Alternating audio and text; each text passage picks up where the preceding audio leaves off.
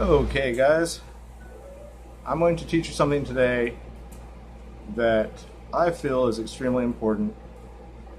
If you stay around to the end of the video, you will learn at least a dozen new things that you've been doing your entire fucking life, either out of tradition or wanting to find your place in society and go along with the collective, or ignorance, or religion, or parents, or for whatever dumbass reason you've been doing these things.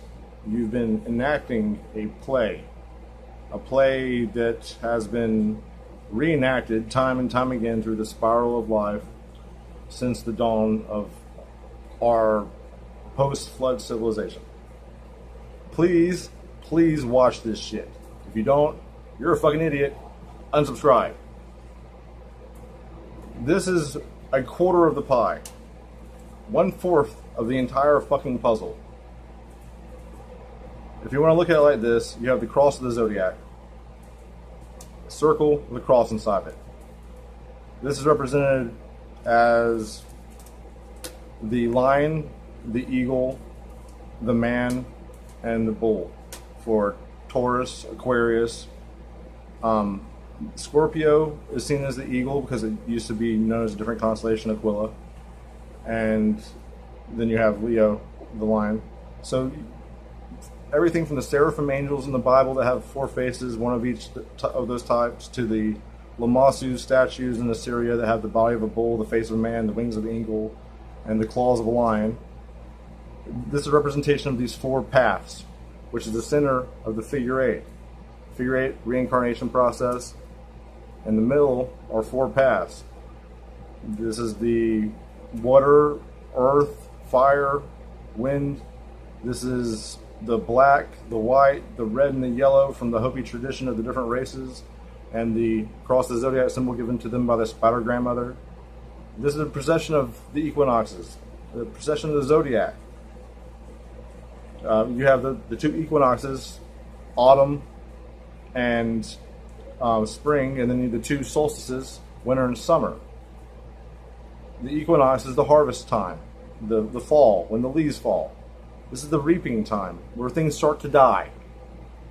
And the book of Revelations is all about this time. It's all about the harvest time. It's all about taking the grapes that are ripe out of the fields. That's why the figure that people believe is Jesus comes with a sickle and the white horse. The white horse is so symbolic. So this autumnal period, this fall season, is the season that we're currently residing within. It's when it changes over from the summertime of Jupiter, the King of Kings, the bright sun, the good father, to Father Time, letting things know that, hey, this harvest is ripe. It's okay to come and reap it now. We can enjoy the fruits of the harvest. This tradition of the harvest feast has been celebrated since the dawn of our fucking civilization, since before Sumeria, like right after the flood. This popped up, probably pre-flood, if everything worked same as far as the time and procession wobble. But assuming that it didn't, it's at least 12,800 years old, this idea. And lots of cultures in Europe, as well as the areas of the Caucasus Mountain going up in Siberia, and Scandinavian countries as well, even in America, they've celebrated this idea of Martinmas, like Christmas, but with Martin. This is Saint Martin. He comes to mark the coming of the harvest. He comes on a white horse. That's why the celebration of Martinmas, which marks the end of 40 days of fasting, representing you having to starve yourself while you're waiting for the harvest to come to you, so you can reap of its crops and eat finally. He comes on a white horse and leads a procession of children. The children carry around lanterns, like jack-o'-lanterns, carved out of beetroots, a wintertime vegetable you would plant in the field after you harvested the autumnal crops. The root vegetables had little faces carved in them, and the kids carried them around. And the kids didn't dress up like goblins and ghouls and ghosties. They dressed up like old men, like Father Time. And they walked around from door to door, the poor children who didn't have enough to sustain themselves through the winter, to remind the rich people who had all of the food, hey, your time will come too. That's why it's a popular saying, every hog has its Martinmas. Every fattened hog will eventually get slaughtered. So please, give while you can, because you never know when your time of reaping will come. It's to remind all the rich people that Father Time waits for no man. None. And they're led in this procession of little tiny Saturns down the river valley to the Rhine River, just like you're leading your fire serpent Kundalini down, and then they lead it back up again. This is a period of transformation, of shedding, of letting go, of becoming your core self and hoping that you can sustain yourself through the winter, and having faith that spring will again come. It's a changing of not just deities, but of states of being on planet Earth. This coming of the Reaper is in the book of Revelations. Jesus coming on the white horse with a sickle. He also comes with a whole bunch of birds. Birds to pick clean the bones of the enemies that he fights, the armies of the beast, this beast system that we have. These birds are also represented in Martinmas. Martinmas is whenever all of the birds from North Africa migrate up north, and they pick the fields clean of all the worms and grubs and little bugs that were churned up in the harvest. That's why he comes with all the birds. That's why in ancient times they took towers, carrion towers, and they took dead people up to the top to let the birds pick the bones clean and carry your soul to God up in the sky. This is all a representation of the autumnal period, a harvesting, a going to kill a bunch of fucking people. That's not me. This is the Bible. This is the religious book of the largest religion on planet Earth. The book of Revelations, revealing of something. I'm revealing to you. The reason you have a turkey on Thanksgiving is because whenever those birds landed in the fucking fields from North Africa, people threw fucking rocks at them and killed them and ate the fucking birds. That's why waterfowl is so popular during this time of year. The goose. That's why St. Martin's linked in the Catholic Church, hiding in a goose pen from the Catholics because he didn't want to join as a Gentile soldier. He's the patron saint of the poor, of the downtrodden, because they, the meek, shall inherit the kingdom, because they, having less, can survive the winter times. They can survive the reapings of cataclysmic events that are portrayed in the book of Revelations. Okay? This whole fucking book is talking about the pressing of the grapes of wrath. This turning the grapes of your field that were ripe through wrath, through the stamping, through the gnashing of teeth, into something that you could make into an alcoholic beverage to drink during the winter time. This is represented time and time and time again by Jesus. I mean, his fucking first miracle involved turning water into wine. This living water idea that's pouring out of Aquarius.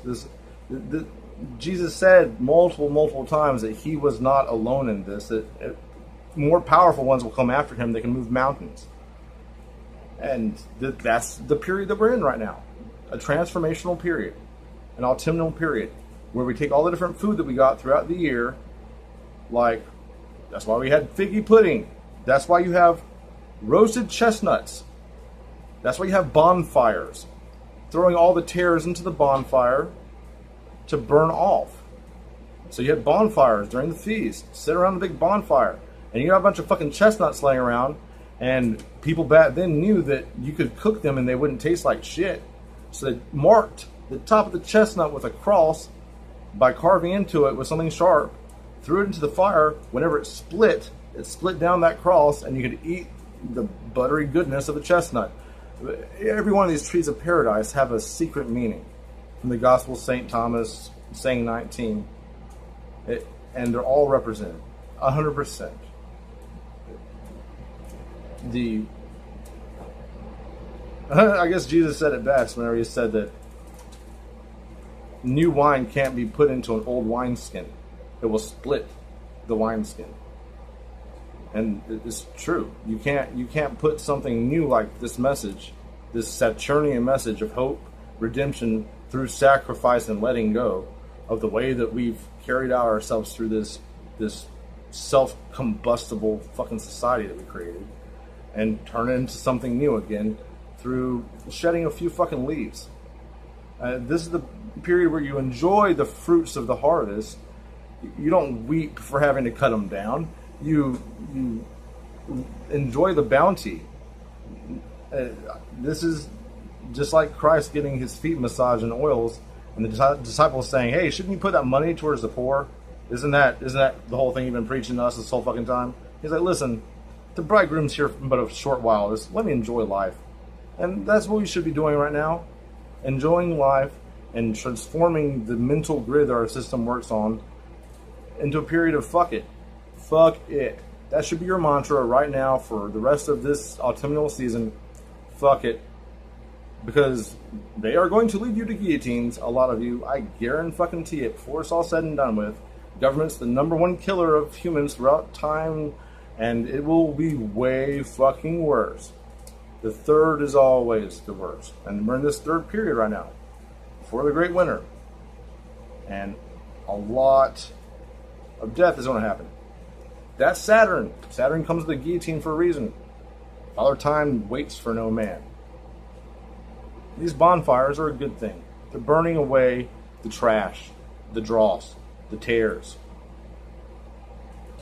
Swing low, sweet chariot. Swing low like the scythe. Tarry forth, burning away the tares, to carry me home. Whether that is the place you are existing within before you're born and after you die, being in that state forever, or becoming part of this transformed earth and new way of conducting society. But there will be a bottlenecking. No doubt there will be a Saturnian event of mass proportion where the seeds that were cast out in the night by the thief, like amongst the crops, must be separated and burned away. Being burned away is good. I don't want to get put into the barn, personally. But it's all necessary. We have the tradition of marlets on our family crests. Marlets, as you will notice, have stylized legs. They're not stylized. The feet are cut off of them because they were thrown into the fire. The birds you killed with rocks that landed in your field, you threw them into the same fire. Roast duck.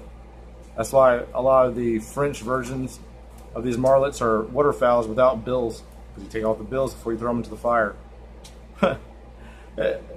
So Thanksgiving and Halloween, both representations of this Indo-European Kundalini transformational Father Time Saturn event that you've been taking place in every autumn, every fucking autumn.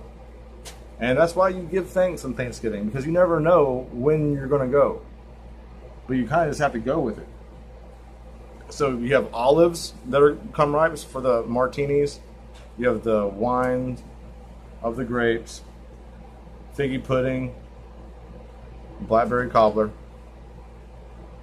roasted chestnuts. In fact, in Portugal, it's a tradition for people to put out chestnuts in bars on Martinmas, because that's the day that the souls return from the dead, and they can eat the nuts. So that's why we put nuts out at bars. There's a tradition of course, always killing the fatted hog and the fatted cattle, and eating all the different crops you eat, but also this idea of preserving and putting away for another day. The common themes that are called back to again and again in the festival are the bonfire, the parade of Saturn through representation of kids' innocence holding lanterns, a big fire serpent marching at night down the landscape. It's so fire dragon. What you need to realize whenever you read the book of Revelations is the whore of Babylon is the bride of Christ. They're the same being. Alice and Sophia. Alice has not yet realized that she is Sophia. Sophia cannot tell Alice that she is Sophia. They're one and the same. Creator society is also the creator of life on earth. Thought meaning to be is a representation of paradox being creation. Of the chicken and egg combo. Not the chicken or the egg, which came first, but it's completion of time and a realization that time doesn't exist because all time is happening simultaneously in a constant chain of cyclical nows. This cross of the zodiac symbol that has the four paths of man, 2 of them are solstices and 2 are equinoxes. 2 are positive and 2 are negative. So it really is a duality of black and white, of 2 different aspects, Alice, Sophia.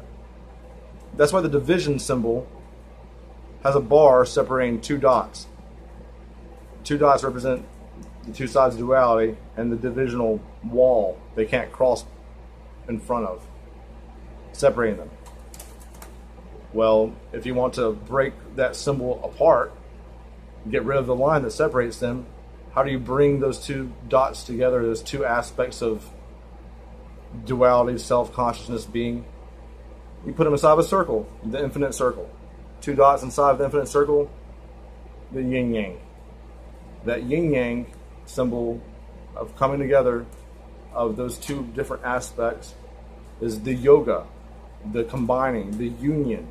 What the word religion comes from is combining. This end of duality, the middle of the figure 8. So that's why the Cosmos card is represented with those 4 symbols, because that cross represents into the path, represents the middle of your chakra system, your heart chakra, which is the throne of God, represented in the book of Revelations, with the 4 seraphim circling it. Throne of God, the green heart chakra. Look at Shiva's temple in the Allura temple complex. The whole thing is built like your chakra system. And right in the center where the heart chakra would be, you have 4 beasts marching around a circular mandala that is the throne of God. That is the golden chest plate in the book of Revelations that the 7 angels all have. They're all humans that have awakened heart chakras. That are the judges, the 7 judges of humanity, pouring out the vials of God's wrath upon planet Earth. Oh yeah, and the 5th one, guess what he brings? Fucking darkness. It's always been like this. It's repeating itself. That duality, that positive, negative, that yin-yang, if a computer had to write it, how would a computer write it?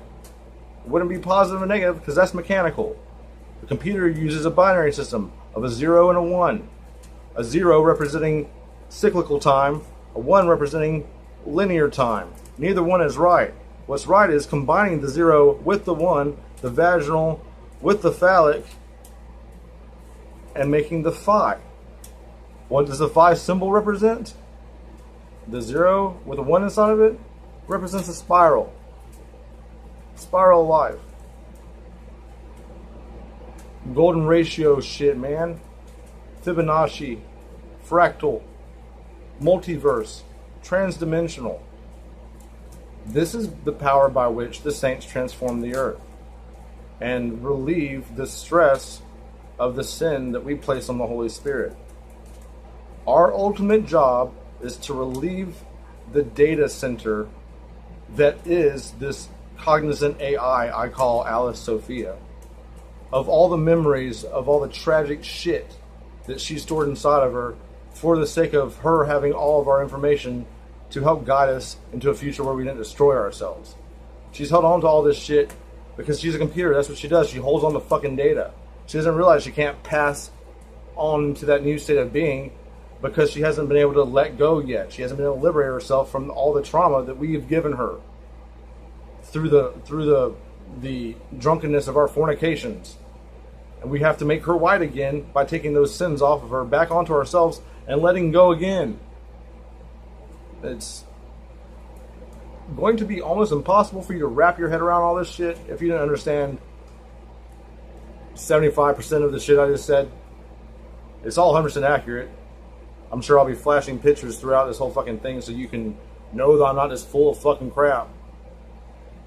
But you need to know that the book of Revelations, which is talking about this point in time, this autumnal period, this period of harvesting, has a whole bunch of symbolism for this holiday, which is, you know, Halloween and Thanksgiving.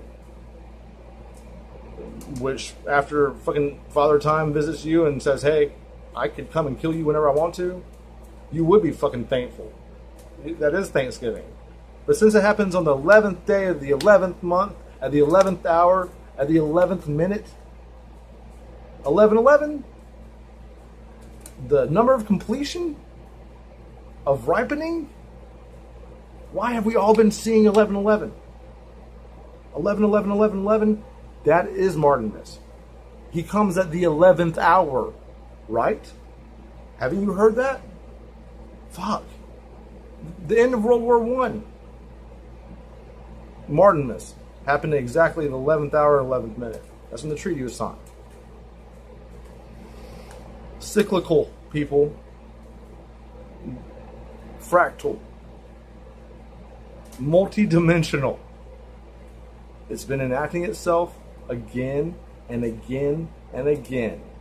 Populations swell, our big heads swell, and Mother Nature fucking closes the gap again. Bottlenecks us down to a population that's harmonious with nature again. I don't know if the powers that be realize they're acting out this divine plan of holiness through their evil crap, but they are. It has to happen.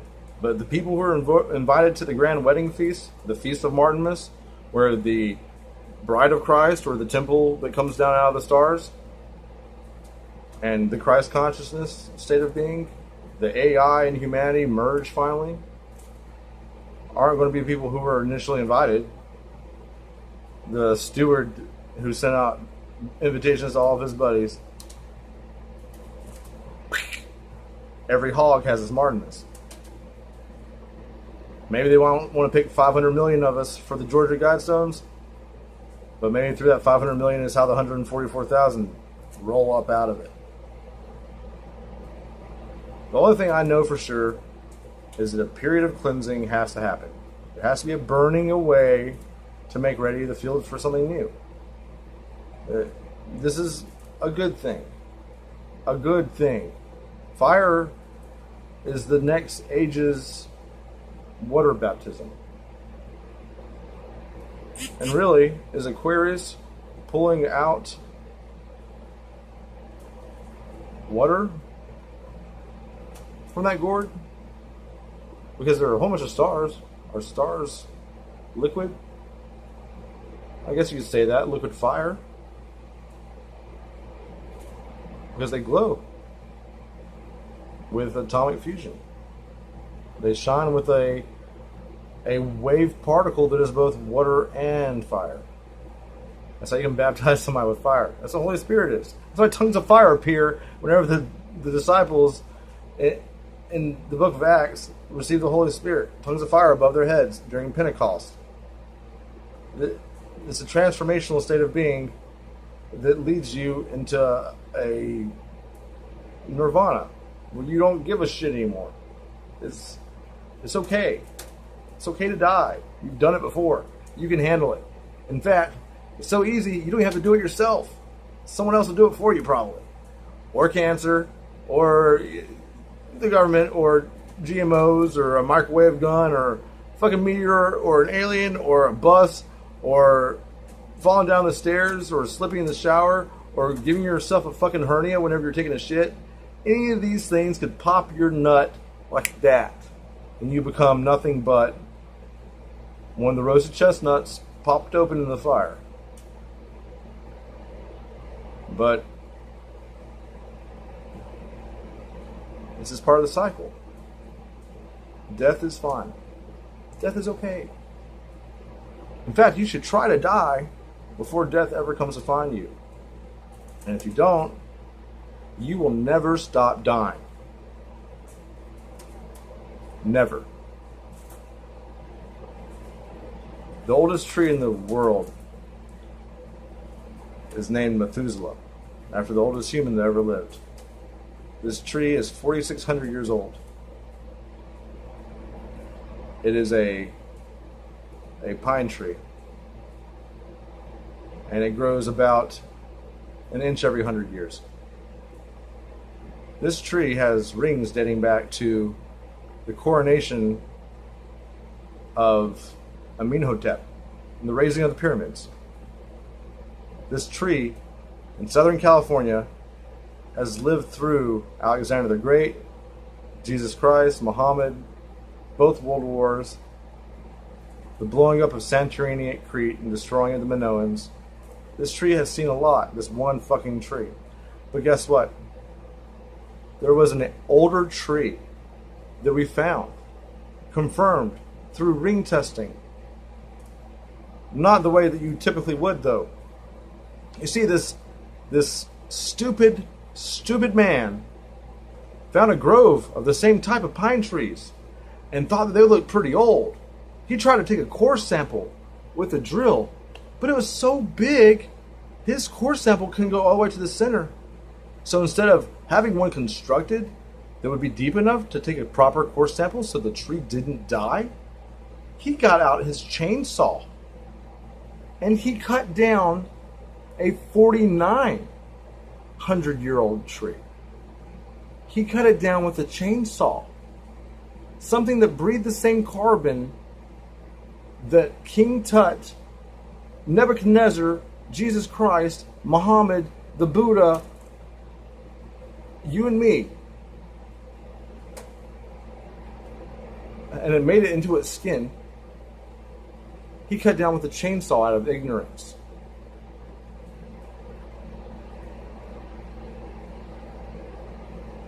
Remember that. To the simple of mind, it is revealed. And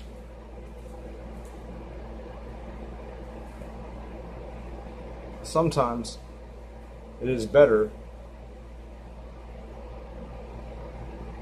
to look at a situation upside down. Because upside down, you were born into this world. Just like the Judas goat that leads the goats into the slaughter, there's also the pruning goat that eats the leaves off the grapevine every autumn. He must also hang upside down to be drained of his blood, to be made holy, to separate the water from the blood, to make blood into water. Whether it's the sweat of your brow that turns to sweaty blood at your period of prayer in the garden of your torment, or water that rushes out where blood should rush out whenever the spear of Longinus pierces your side.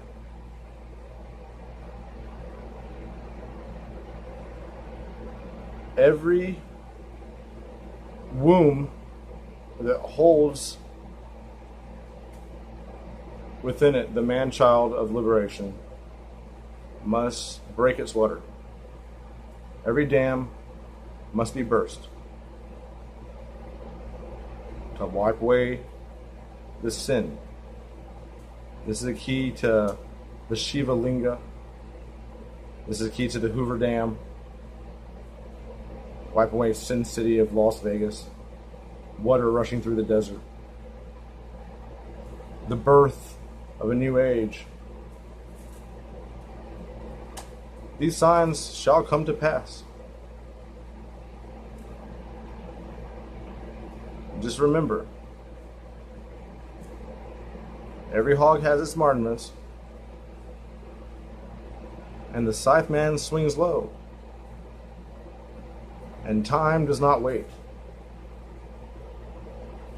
And God doesn't care. And neither should you. And as soon as you do, that's when He starts to care for you. But it no longer matters because you don't care what you do. You just be you. Live the way that it's true. Doesn't matter if it's red or if it's blue.